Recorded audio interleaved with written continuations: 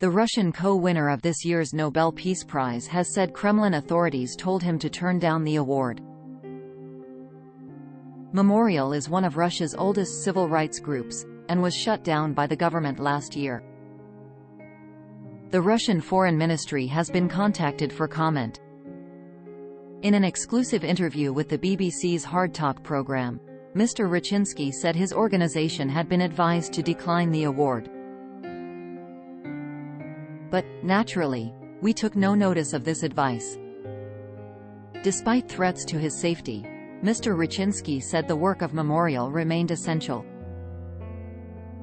In today's Russia, no one's personal safety can be guaranteed, he said. Yes, many have been killed. But we know what impunity of the state leads to. We need to get out of this pit somehow. Memorial had been documenting historical Soviet repression. Announcing the prize winners, the Nobel Committee said that Memorial was founded on the idea that confronting past crimes is essential in preventing new ones.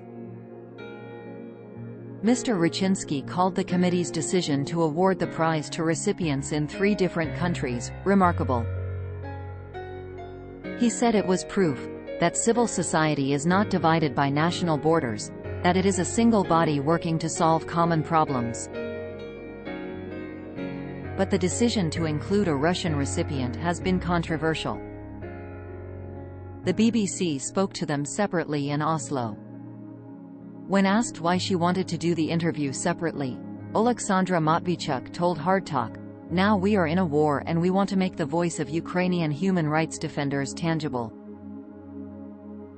So I am sure that regardless that we are doing separate interviews, we transmit and deliver the same messages." The Center for Civil Liberties was recognized for its work promoting democracy in Ukraine and investigating alleged Russian war crimes in the country. Despite refusing to speak beside her co-winner, Ms. Matviichuk praised Mr. Rachinsky's work and described Memorial as our partner. Memorial had helped the Ukrainian group for years, she said, adding she had huge respect for all Russian human rights colleagues who work in difficult conditions. She also warned that without proper accounting for Russian crimes, peace would not come to Eastern Europe. Ms. Matviichuk called for a new international tribunal to hold President Vladimir Putin and other Russians accountable for their actions in Ukraine, describing that the current system as insufficient. The question is, who will provide justice for hundreds of thousands of victims of the war crimes, she asked. The third Nobel winner, Belarusian human rights defender Ales Bialyatsky, has been in prison without trial in his home country since July last year. He is the founder of the country's Vyasna Human Rights Center, which was set up in 1996 in response to a brutal crackdown of street protests by Belarus's authoritarian leader Alexander Lukashenko. Mr. Bialyatsky previously spent 3 years in prison and was released in 2014. Ms. Matviichuk described her co-laureate as an extremely brave person, so he will continue this battle even in prison.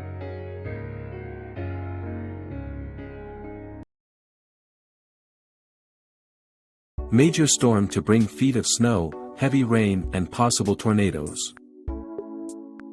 An atmospheric river event, bringing ample amounts of moisture to the west this weekend, will gradually move across the country and bring hazardous weather to millions.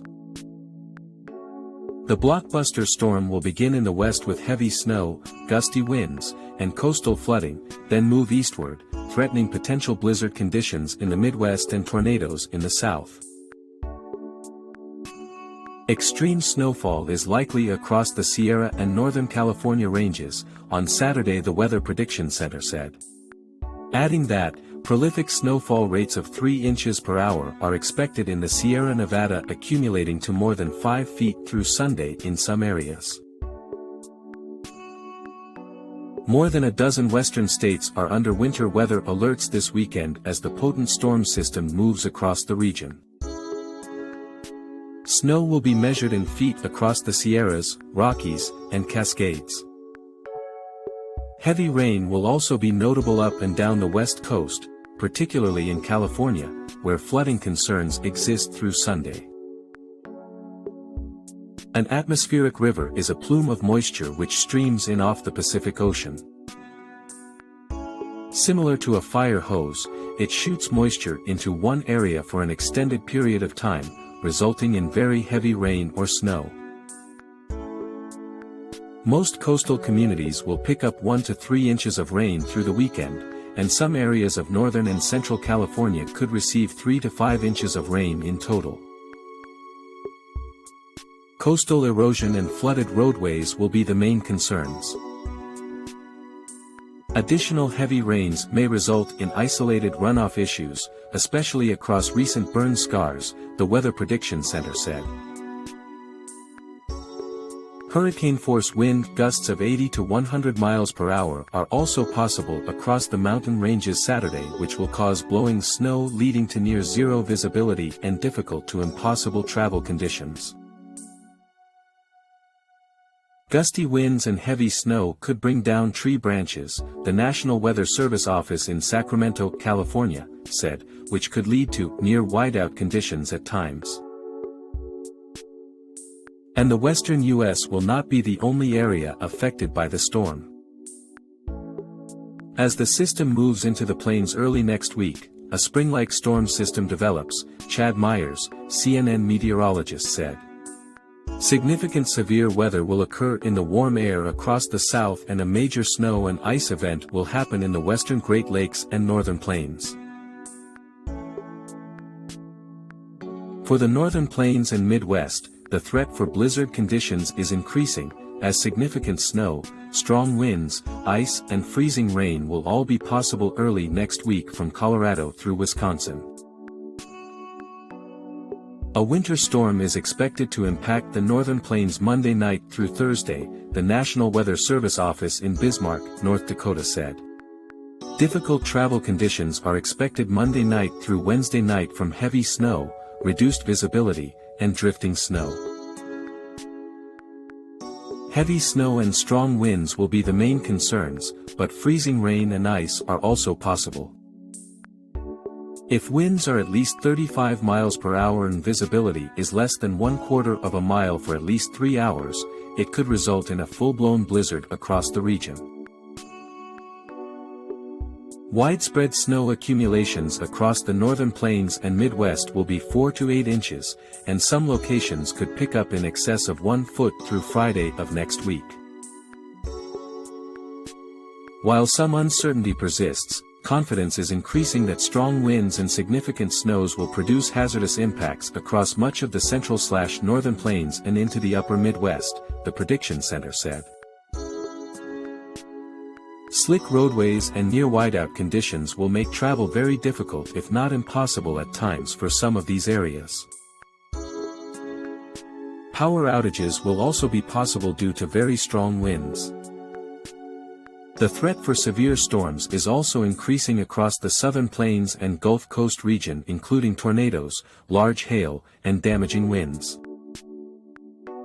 While tornadoes in December are relatively uncommon when compared to the springtime, they are often more likely across portions of the southeast and lower Mississippi Valley, where there is often a secondary peak in the fall and winter, Matthew Elliott, a meteorologist at the Storm Prediction Center, told CNN.